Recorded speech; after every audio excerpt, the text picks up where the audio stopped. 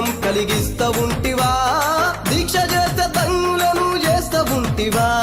పిలుపు వింటే క్షణములోనే పలుకుతుంటివా శరణమంటే శని బాధలు మాయమంటివా శతకోటి నీ భక్తుల చూసి